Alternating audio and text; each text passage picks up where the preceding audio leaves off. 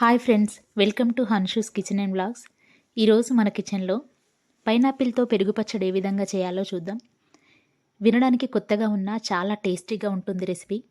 ముందుగా పండిన పైనాపిల్ని తీసుకొని మంచిగా చెక్కు తీసుకొని చిన్న చిన్న ముక్కలుగా నేను చూపిస్తున్న విధంగా చిన్న చిన్న ముక్కలుగా కట్ చేసుకొని ఒక బౌల్ నిండుగా తీసుకోవాలి.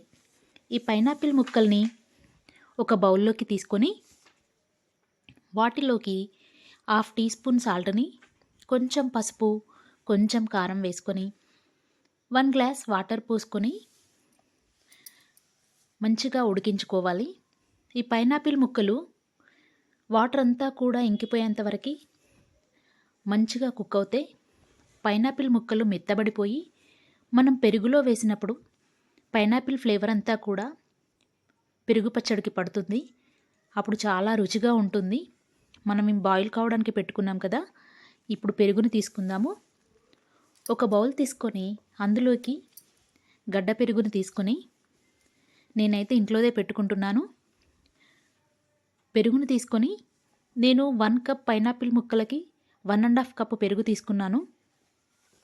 ఈ పెరుగుని బాగా గిలకొట్టుకోవాలి. పెరుగంతా కూడా మంచి స్మూత్ బ్యాటర్ లాగా అయిన తర్వాత దీన్ని పక్కన పెట్టుకోవాలి.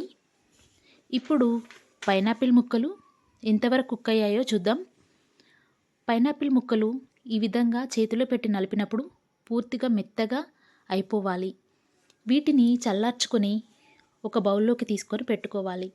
ఇందులోకి మనం చిలికి పెట్టుకున్న పెరుగుని వేసుకొని బాగా కలపాలి. మనం ఇది కలిపేటప్పుడే దీని రుచి చూసుకొని ఉప్పు తక్కువైనట్లయితే ఇప్పుడే ఉప్పు యాడ్ చేసుకోవాలి.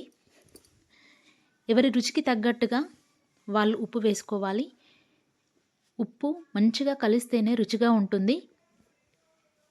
పైనాపిల్ అంతా కూడా మంచిగా పెరుగుతో కలిసిపోయి దాన్ని పక్కన పెట్టుకొని ఇప్పుడు చిన్న బాండీ పెట్టుకొని అందులోకి 2 టీ స్పూన్ల ఆయిల్ వేసుకోవాలి.